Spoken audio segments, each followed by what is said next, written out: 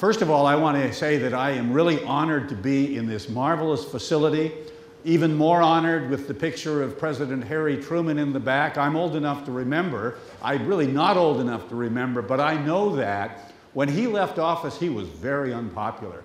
And it didn't take but about 10 years for people to really realize that he was really one of our great presidents.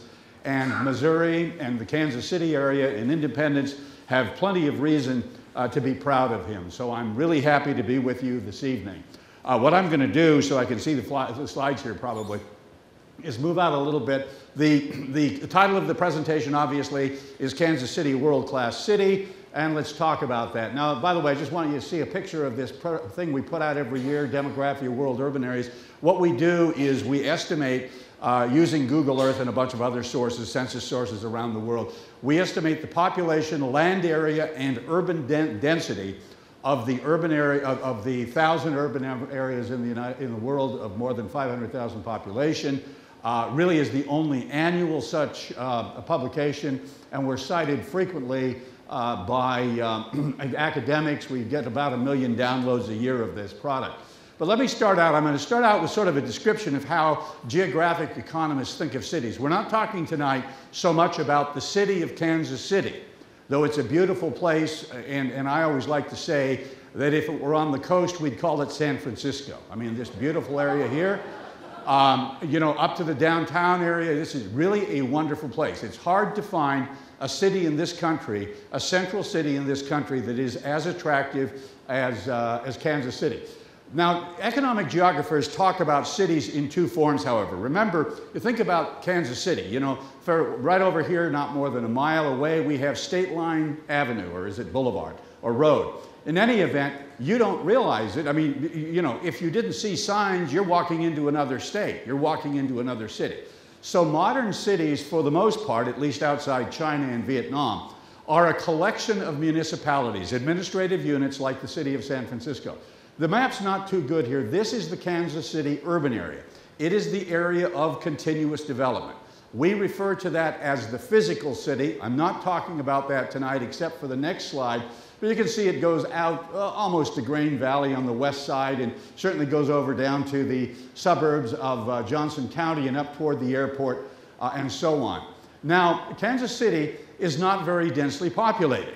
But by the way, neither are most American cities. You would probably be surprised to find out that the urban density of Kansas City is slightly higher than that of Boston, that everybody thinks is very dense. And indeed, it is dense. You don't have the densities of downtown Boston or the hub in Kansas City, but they've got suburbs where the minimum lot sizes are 2 and 3 acres. You aren't going to find, for the most part, even in Johnson County, whole huge neighborhoods with 2 to 3 acre lots. And what also surprises a lot of people is the most densely populated urban area in the United States is where I was born, Los Angeles. And more dense than New York, which by the way is 4th. I didn't put San Francisco in, that's 2nd. San Jose I wanted to put in though, which is 3rd.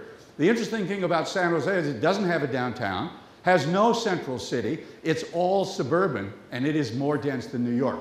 The problem with New York is once you get outside the city of New York and Manhattan and so on, the density of the suburbs is amazingly low. So that, for example, and I don't have the slide with me here, I've got a wonderful slide that has a picture of the Los Angeles area 30 miles from downtown and the Jersey suburbs of New York. And you wouldn't believe the difference in density.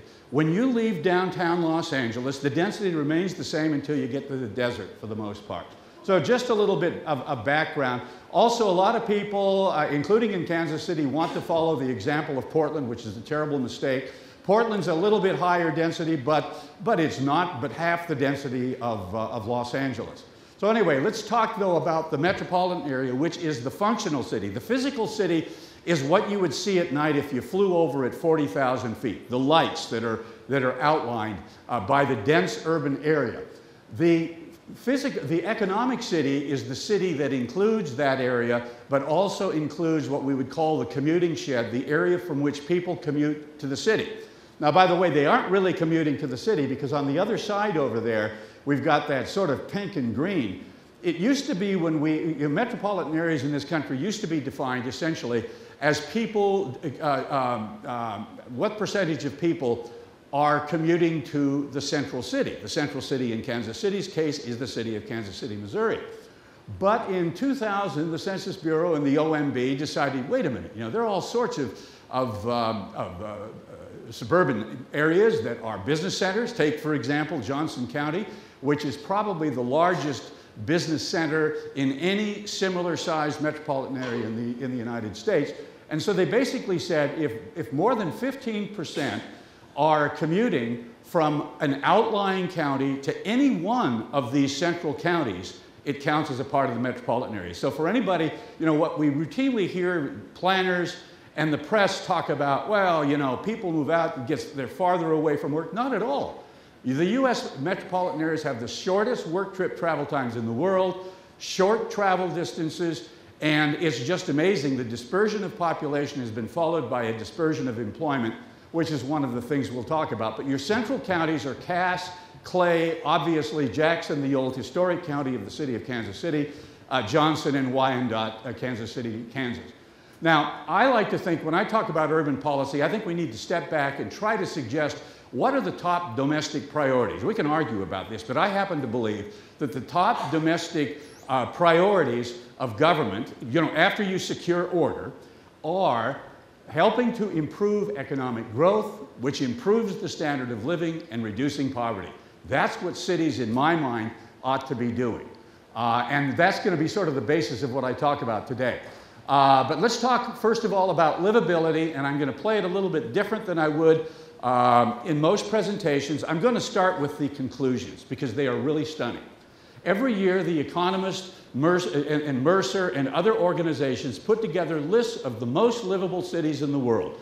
They are always populated by places like Vancouver, Melbourne, Sydney, Toronto, et cetera, none of them that most people from Kansas City and most people from America, frankly, could even afford to live in. And I would suggest to you that the first principle of livability is affordability. A city is not livable if you can't afford to live there. Now, what we see here, what we've got in the case of Kansas City, that 2.9 is a price-to-income ratio, the median house price divided by the median household income. It's the measure we use on our Demographia International Housing Affordability Survey that we cover about 350 cities, 90 of which are more than 1 million. It used to be that just about in all of these places, certainly in Australia, Canada, New Zealand, and of course the United States, we go back 40 years or even 30 years, the median multiple, that figure, was 3.0 or less. You could buy a house for 3 times household incomes. Kansas City, you see, is better than the top 10 of the Economist list. Calgary, the closest to it, is about 30% higher. Now, by the way, all of this, or much of this, has to do with public policy, has to do with areas, and this is one of the big messages for Kansas City. One of your principal competitive strengths is housing affordability.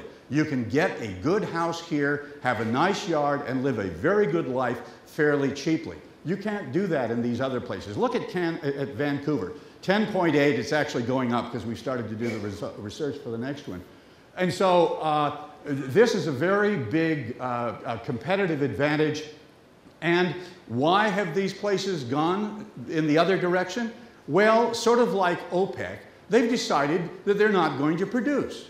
They've decided you can't have peripheral development.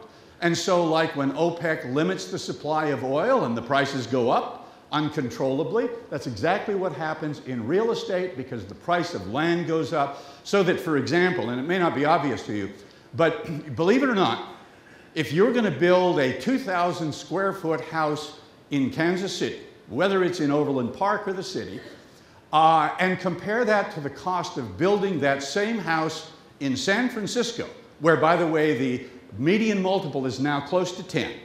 There's hardly any difference at all. What's the difference? It's the land. In Kansas City, the land costs in the suburbs are about 25% of the cost of a house.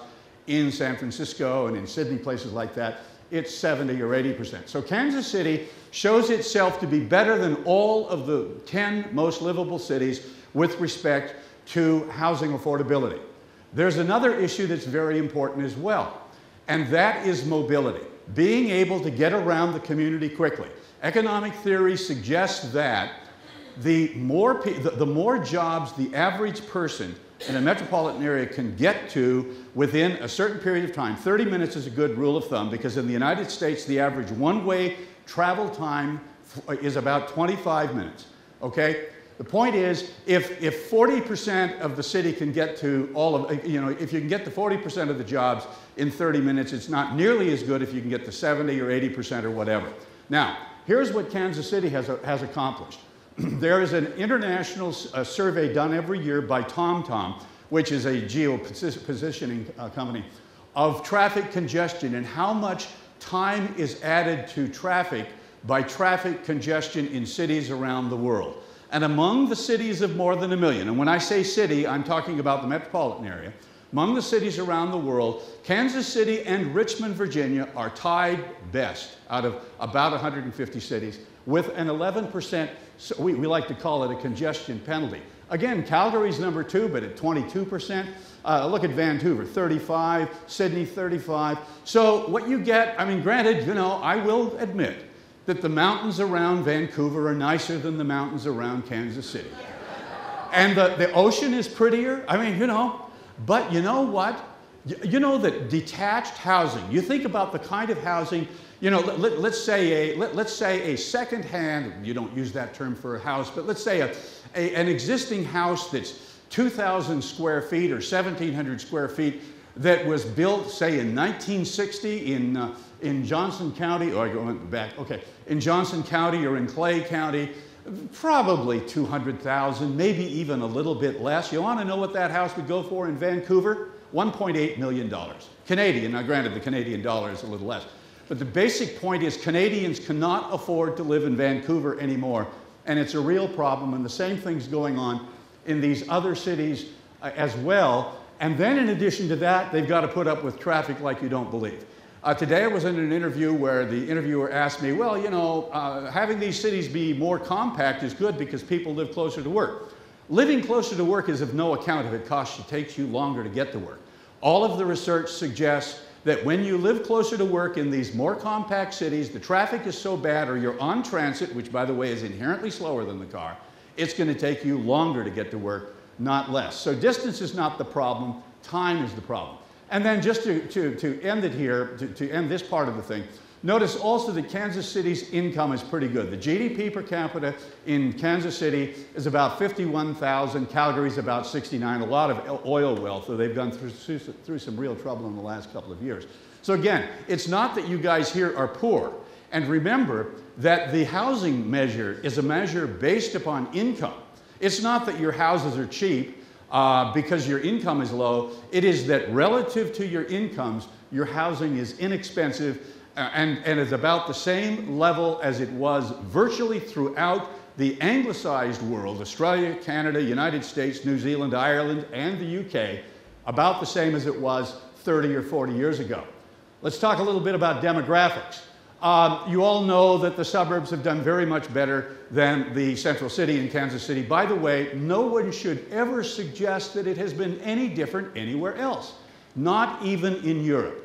In fact, if you look at since, say, 1965, because it took the Europeans a while after the war to begin sort of becoming prosperous again, if you look from 1965 on, the percentage of people of growth in metropolitan areas that occurred in the suburbs of European cities was greater than in the United States. The city of Paris lost from 2.9 million people in 1954 to 2.1 million people in 1999. And Copenhagen went from 750,000 to 460,000. So the point is, a lot of people would like you to think, oh, the United States is terrible. Europeans don't have the same trends. They have exactly the same trends. And by the way, if you want to look overall at, let's say, automobile use, we're about 5 or 6 percentage points above them. Most travel in Europe is by car, though to the downtown areas, like to the big downtown areas of the United States, there's a lot of transit. By area, the Kansas suburbs now have about 41% of the people. The city of Kansas City has about 23%, and the Missouri suburbs about 35%. Now this is the city sector model. It's something that we put together for the purpose of analyzing cities, and what we wanted to do was get to the bottom of how the neighborhoods of cities change. What of them look like pre-war areas and so on. And I won't go into the criteria now, but essentially in Kansas City you see only about 1% live in an urban core that looks like pre-war. The ring around it a little more. Earlier and later suburbs is where people live. And by the way, it's not much different in the rest of the country. A lot of people have been going around for years saying, oh, there's this great return to the city. Where? The fact is, the demographics show that in the last 5 years around the country, core counties, like Jackson, for example, have lost 600,000 domestic migrants, and the suburbs have added 800,000. Now the point is, the core counties have done better than they did in the 2000s, but still the movement is to the suburbs, and the same thing here in Kansas City, where you can see that Jackson has dropped, the Missouri suburbs have increased, Wyandotte has dropped, and the Kansas suburbs have increased. A lot of people don't realize that in California, that California has seen about 2 million people move out more than have moved in. Why is that happening? The economic research says it has to do with housing affordability. If you're young and you graduate really well out of Cal or Stanford and you don't get a real good job, if you want a house, you better plan on moving somewhere. And so far, most of that moving has been to places like Texas and Arizona and Nevada. But I think, you see, the problem is it's getting worse. The gap in housing affordability is getting worse, and this could create a big opportunity for places like Kansas City because, again, if you've got the choice between living in a 3-story walk-up in Portland or San Francisco, or a nice house with a yard in Clay County or Johnson County, you know what? You're probably going to decide you can stand the weather. And by the way, I'm an old Angelino, and I find the weather in St. Louis just fine. It's not much different here. Now, population growth projection, the Mid-America Council, their area is a little bit smaller than the metropolitan area. Most of the growth, and again, this is not set in stone, but the projections they've made largely says that the new growth over the next 30 years or 25 years is going to be in the suburbs. The red here in Jackson County, especially in Wyandotte County, you see declining. The blue, the increases. This is not surprising. It's very simple. People can't, if you want space, you can't afford. The Power and Light District is not going to give you space, but the Power and Light District is going to give you a very nice life if you happen to be in the demographic that likes that. So, and the kind of thing that's going on in the Power and Light District is happening around the country in cities, and it's a really wonderful trend as far as I'm concerned. The neat thing about it is that the jobs have followed the people. I mentioned this before. And that means that travel distances aren't that bad. Work trip travel times, as I'll show in a few minutes, are not that bad. And by the way, at the national level, it shows exactly the same thing. So our cities are becoming more dispersed. They're actually becoming livable, more livable as a result of all this. The employment is interesting as well. You see that the employment is pretty closely divided. I mean, only about 450,000 employees in Kansas and about 530 in Missouri, fairly evenly divided. Now, downtown, though, and you've got a marvelous downtown, wonderful structures and so on, but it's only about 5% of the employment. And that's the kind of situation around the country.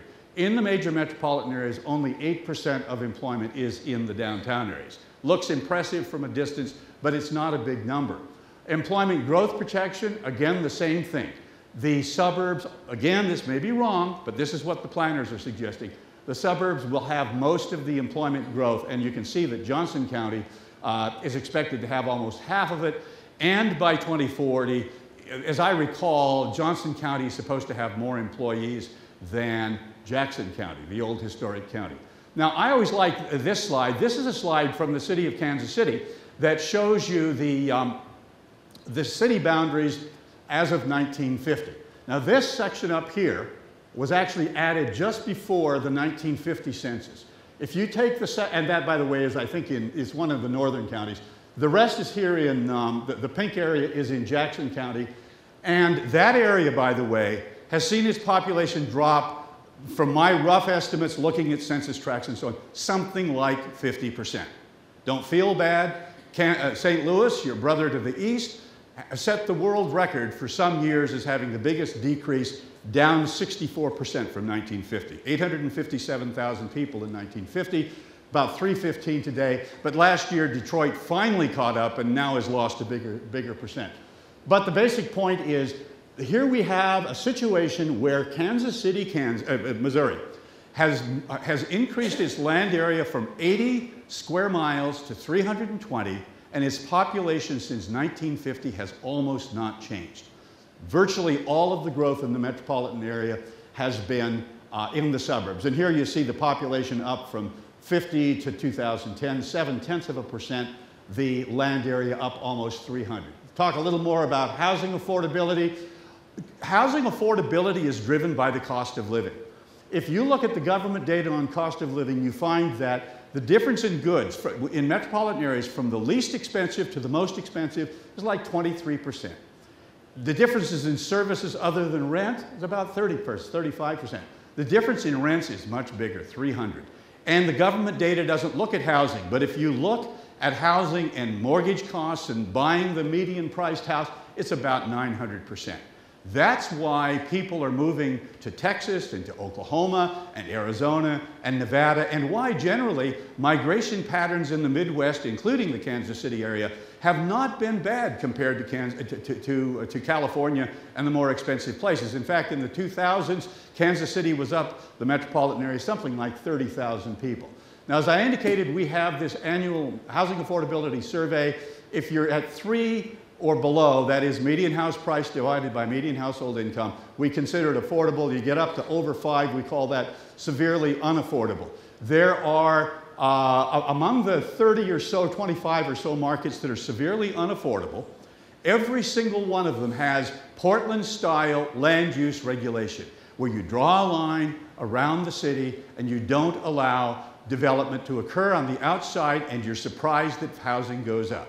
And that's, of course, a real problem in my view. Here we have a list of the best 10 cities and the worst. Now, granted, I pointed out that Kansas City was better than all 10 of the top 10 of Mercer and The Economist.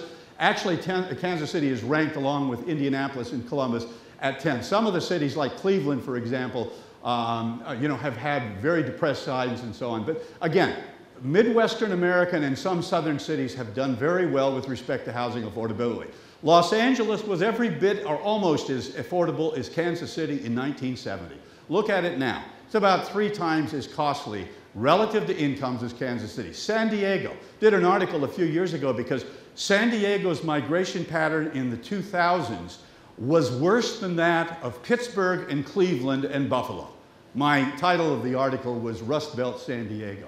London, where all this started, and you see, by the way, Hong Kong, it's just unbelievable what's gone on in Hong Kong. When we started following Hong Kong 5 years ago, it was down 12 times incomes. It's about almost 20 times incomes at this point. Or San Jose, this is a real problem.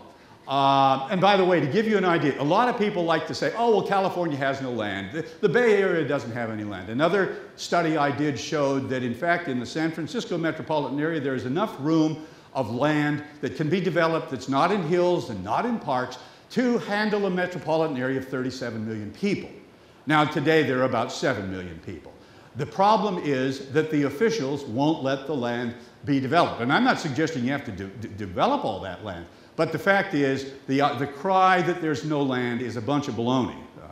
On this chart, we show you the median household income, which is the lower number, the lower color, and the qualifying income for a median house this year. You can see there, the reason I've got Modesto, and some of you may not even know anything about Modesto. It's a metropolitan area of about 500,000 people in the San Joaquin Valley of California. If you could find a skyscraper in Modesto, which you can't, you would be able to look out and see something that looks just like what surrounds Kansas City. Except in the far distance, you could see the Sierra Mountains.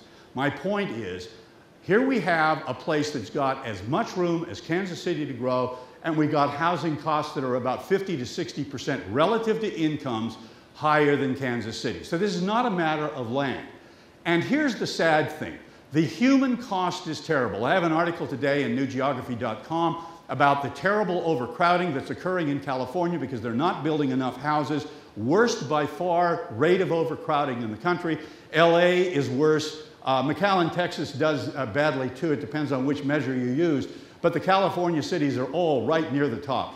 If you look at housing adjusted poverty rates, which are now being produced by the Census Bureau, the worst poverty in the country, if you consider housing costs, is California.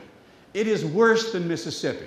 Now let me tell you, I mean, you've got people in California who are running that state that should be really embarrassed. And by the way, they certainly talk a lot about affordable housing. They never do anything about it.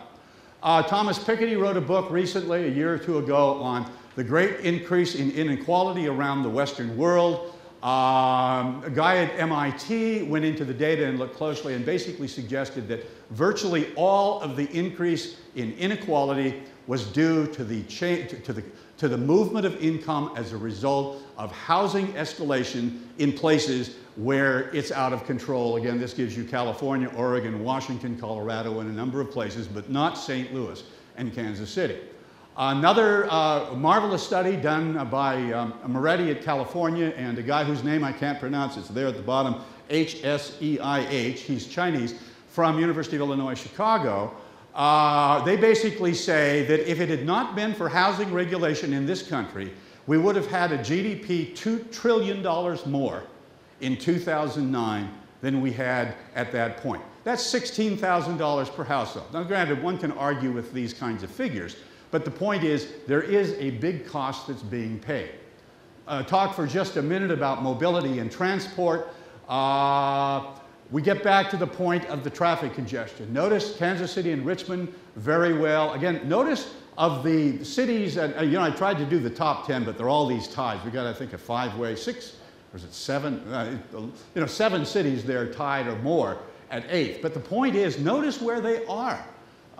Is Abu Dhabi in there? Yeah, Abu Dhabi's in there. And I've been to Abu Dhabi. It's got nice wide streets, brand new city, plenty. Traffic isn't bad at all. But the fact is that all American cities, we have the best traffic congestion in the country, in the world, and the best work trip travel times. You see, LA though is one of the 10 worst. And in Istanbul, the average driver in Istanbul can anticipate being in 5 times as much traffic congestion as in Kansas City. So that is real world class. A lot of people are concerned about the lack of transit ridership in Kansas City. And yeah, if you compare it to New York, that's true. But I don't think anybody would mistake Kansas City for New York. You wouldn't even mistake Chicago for New York. It's a special place. You see here, the blue is driving alone. The first bar is the Kansas City metropolitan area. The second bar is the 53 metropolitan areas of more than 1 million population. You see, by the way, in Kansas City, working at home is bigger than transit. It's also bigger in a lot of places around the country than transit. The red is sort of, that's carpooling. So again, we are a society that uses cars because we have to. Because, I mean, it's very difficult. If you happen to live in the central city and you've got good transit service, you might be able to get around on transit. But for the most part, it's just not available to the same extent that the car is. And again, the economic performance of a city, you can expect to be better if there's greater mobility. But what's amazing is that something like 88% of people, low-income people in Kansas City, get to work by car. And that, by the way, is surprising. You would say, oh, well, they're on the transit system. Well, yeah, a lot of them are. But by the way, the numbers around the country are very similar. They are fewer than everyone else, but still, largely, people get to work by car regardless of the income. And that's the low-income thing. You can see the difference. It's a little bit different there. Work trip travel times, you see Kansas City is at about 23 minutes. The average national is about 25. There are places that are better, but not much better. And so that's a very important thing too. Or you'll often hear people talk about, oh, this terrible long commute. There are just so many people that are having to drive more than 60 minutes. Let me tell you, if somebody's having to drive more than 60 minutes to work, they have made a conscious choice. There may be places, I mean, it may not be possible to live, for a middle-class person to live within 60 minutes of some places. You know, New York comes to mind, though for the most part it's not the truth. But again, people are making choices. They want housing of a certain quality and size and so on. So, and you see here, and this is, by the way, the top 10, or the best 10, among the major metropolitan areas. Buffalo is less than 3%, Rochester is about 3.5%, and Kansas City is is right at 3.5%. So the long commute is something that people choose to do. Also, it's important because I think it's important for people to understand where transit really makes sense. CBDs, central business districts, downtown represent about 8% of the employment in major metropolitan areas. The balance of the employment in the municipalities, this would be the city of Kansas City outside downtown, it's about 27%. Suburbs have about 65% of the jobs. We are a suburban nation. Yet if you look at transit, almost 45% of the travel on transit, commuting, is to the CBD. About 21%, or I'm sorry, 35% is to the balance of the core municipality, and the location in the suburbs and exurbs is only at 20%. And again, if you have a job in Johnson County or outer Wyandotte County or Clay County, and you live anywhere else that's far away, you're probably not going to be able to get to work very fast by transit, and that is as true in Portland and San Diego and other places around the country as it is here. One of the great advantages of Kansas City, obviously, is the logistics. This is the new intermodal facility down in Edgerton, Kansas. You're really helped by the road system, and I forgot to mention in other presentations today, you also have a new interstate opening up. It's open here. It's not open all the way to Alexandria, Louisiana, but Interstate 49 will provide good access to the Port of New Orleans. So you're really well placed for a lot of things. Now let's talk a little bit about the city and make sure I have enough time here. I'm not sure how we're doing with respect. Oh, we're all right. Yeah, we're not too bad. The city, I don't want to go completely ignoring the city. As I indicated, this is really an impressive city, talking about the city of Kansas City. The country club, the parks, the incredible municipal facilities, the World War I memorial. I mean, it is hard to find a better place. At the same time, there are serious issues, as you all know. And I realize, you know, you got the education problem, accreditation and so on, and these are different agencies and all that kind of thing. But I guess my point is, if one were going to make any recommendations, they would be essentially to try to figure out ways to address things that are really important. And education, you think about a kid growing up in poverty, he or she is not going to have much of a chance if they don't have a good education. Those kinds of things are very important. Taxes in the city are a bit high. The earnings tax, I'm confident, drives away business. The airport, got to be real careful. I mean, it's very important to try to bring the airport up to standard. And it's a shame that, you know, a long time ago, Braniff, which some of you will remember, left Kansas City. But one of the problems with airports is you have to really be careful how grandiose your plans are. Hope you remember that Denver, 2 decades back, saw their airport double or triple in cost. And it's not impossible that that could if that happened, that could create a burden on the city of Kansas City, though at the same time, such financing is virtually always user fees to users of the airlines, but it could happen. The streetcar, you know, one of my problems with the streetcar is I think public policy, especially in central cities, is far too much focused on place. We need to help people. We need to do what's necessary to bring people up, to get them out of poverty, et cetera, and with all due respect, making the city look better doesn't do that at all. That's just my opinion. I would argue that people, not places, should be the primary thrust. Now, Kansas City does have a problem. And now we're back to the metropolitan area. And you can see it illustrated here. Look at that green line. That's growth in the south, in the metropolitan areas. The black line toward the bottom, you see the west growing very fast. And you see the east and the Midwest not doing very well, almost not growing at all. Now, why is that? There are all sorts of reasons for that. But one of the reasons is, if you've got the choice between living within 10 miles of the beach in Los Angeles or within 10 miles of the Mississippi, or the Missouri River, you're probably going to live next to the beach. I wouldn't, but they do. Point is that the slow-growing areas of this country have been the areas with the least favorable climate. But that's all changing, again, because of what's going on in California. California is moving at this point to Oregon and Washington and Colorado, even to Utah. And in the long run, and I expect, by the way, that housing affordability is only going to get worse out there. That's why it's so important not to implement the kind of policies that have created the problem here out there, because your greatest hope for growth is that people recognize that all things being equal, it's better to have a nice house in Kansas City and live in an area that's not completely congested with traffic than to live in a place you can't afford to live and a lower standard of living. Talk a little bit about the future. I was most pleased to see last week that in the city they turned down the latest crazy proposal for light rail. And by the way, I was the father of the rail system in Los Angeles. They would not have been under construction for at least 12 years if it hadn't been for my motion in 1980 to provide a dedicated tax for it. I had been misled at that point, but here's what you ought to see. I mean, you go to any of these cities, Portland, Los Angeles, Denver, elsewhere, everybody says, oh, isn't it wonderful? Well, isn't it wonderful only means we got a rail system now.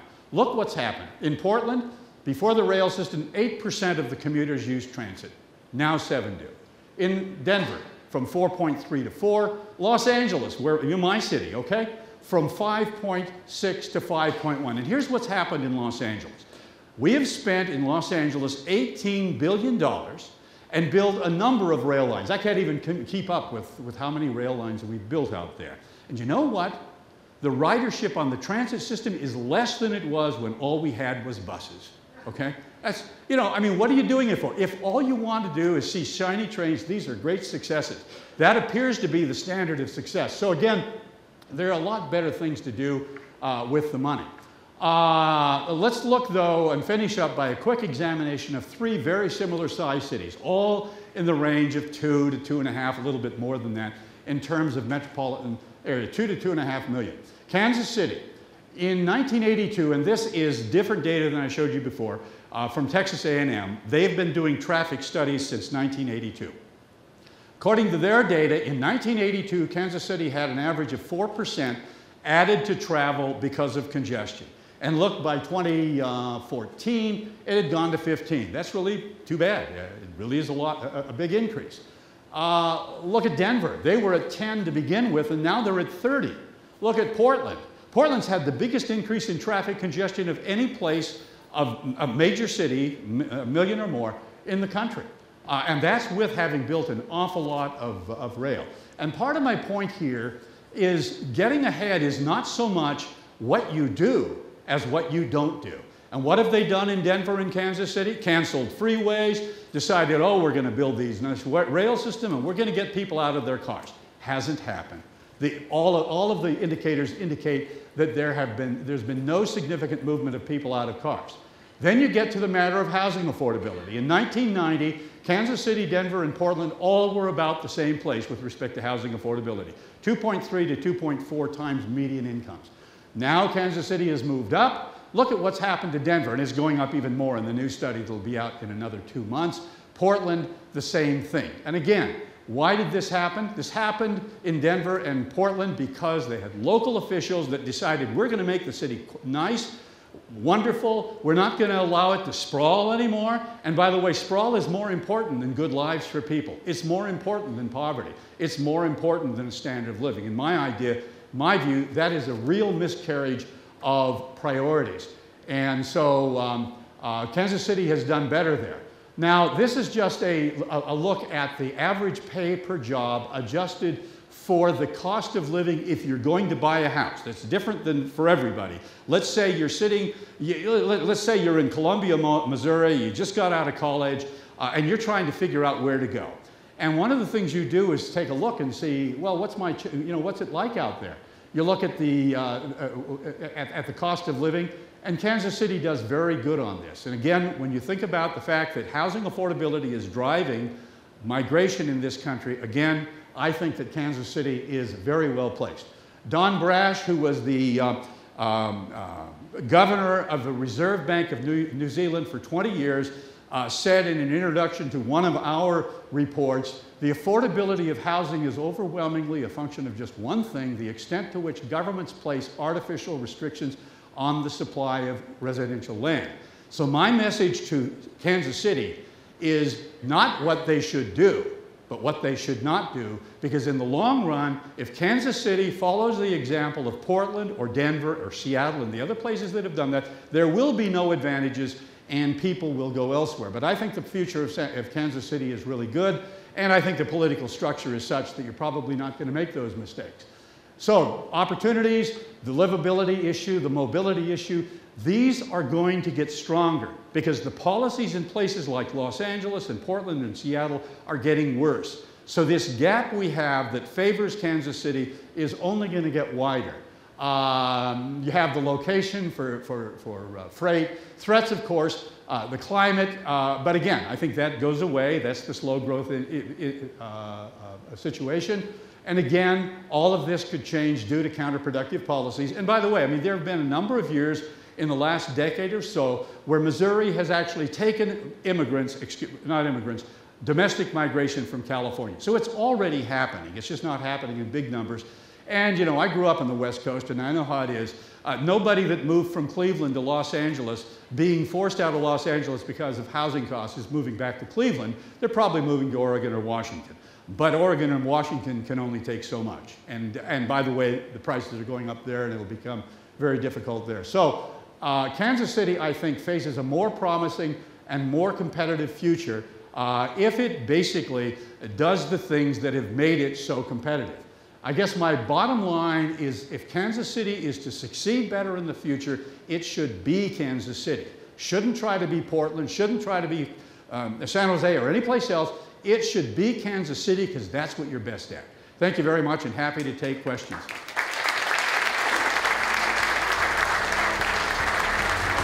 I think we have microphones.